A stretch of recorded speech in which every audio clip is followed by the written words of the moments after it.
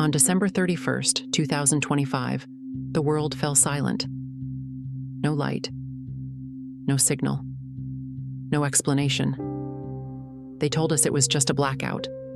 But what if it was never meant to be just darkness? What if it was a door? A door we were never supposed to open. My name is Alma Torres, and this is what really happened during the global blackout. We thought we were alone in the universe. We were wrong. The blackout was the beginning. But the whispers haven't stopped, and I'm not sure I want them to. If you're hearing this, it means you resonate too, and they're listening. They told us the blackout in Spain, Portugal, and France was just a glitch, a technical hiccup.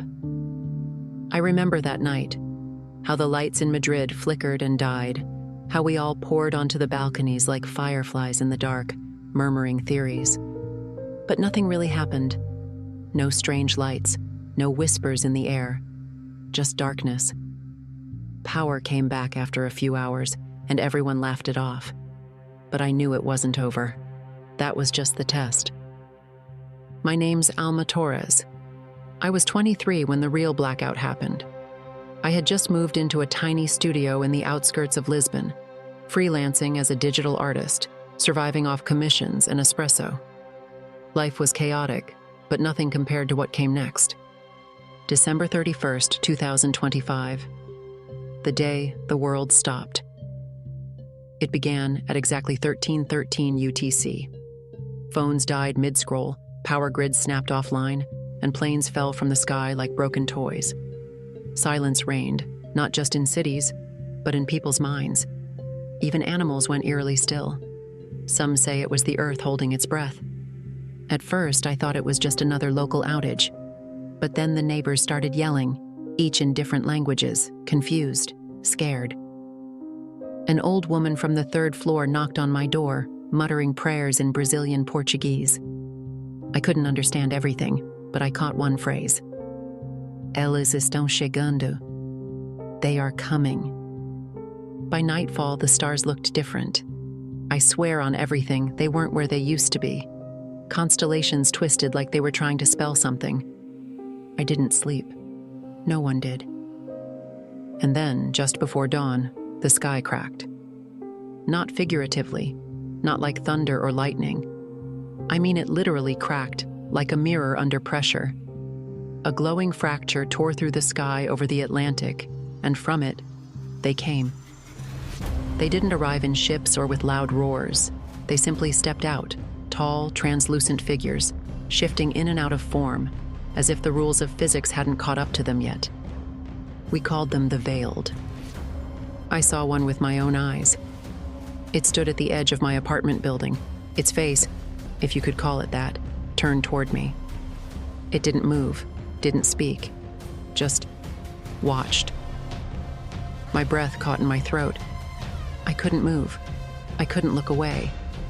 My neighbor's dog began howling, then fell silent mid-howl, just dropped dead. The Veiled disappeared before sunrise, but not without leaving something behind.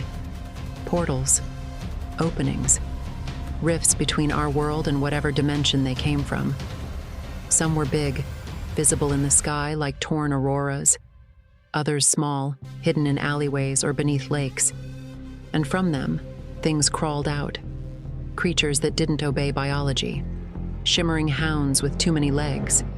Insects the size of cars. Whispering trees that grew overnight in urban parks. Humming songs that made your nose bleed. Governments collapsed within days. No power, no coordination, no hope. The blackout lasted exactly one day, 24 hours to the second. When the lights flickered back on, half the world was gone. But not me. I survived, not because I was special, but because I was chosen. Let me explain.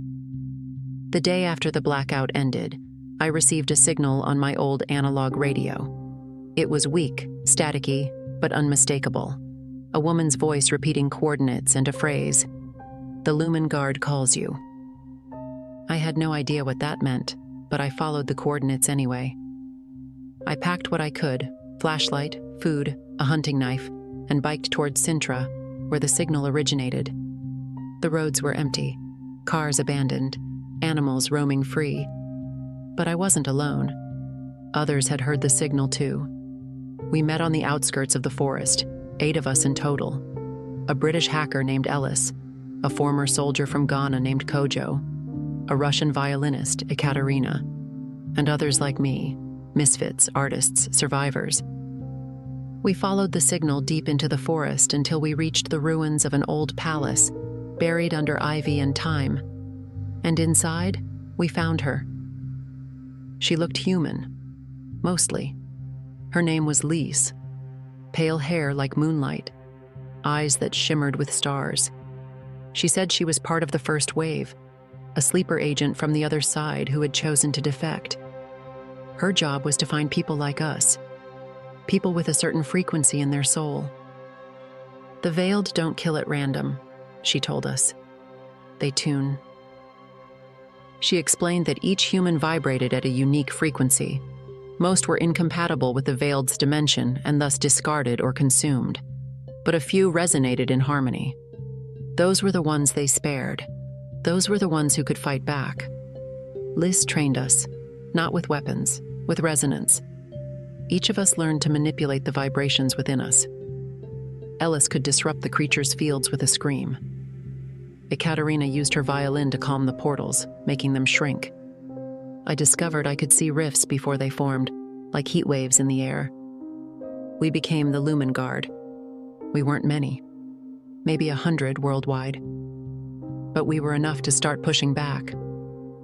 We closed our first portal in the hills of northern Italy. The ground bled when we sealed it. The creatures guarding it wailed and turned to dust. That day, we realized something important. They weren't gods. They weren't even invincible. They were afraid. Of us. The blackout had opened the doors, yes, but it had also awakened something dormant in humanity. A connection to the other side. A power hidden under centuries of noise and distraction. Once the world went silent, we could hear it again. Now, months later, we fight every day. Cities have been reclaimed. Safe zones exist. Places where people grow food, tell stories, and try to live again. The veiled still lurk. Their portals still shimmer. But the balance has shifted. Some say we'll close them all one day. Maybe we will. But me? I'm not sure that's the goal anymore. Because the more I use my gift, the more I hear them. Not the veiled. The others. The ones behind the veiled. Whispers in the deep cracks of the sky, calling my name. And sometimes I want to answer.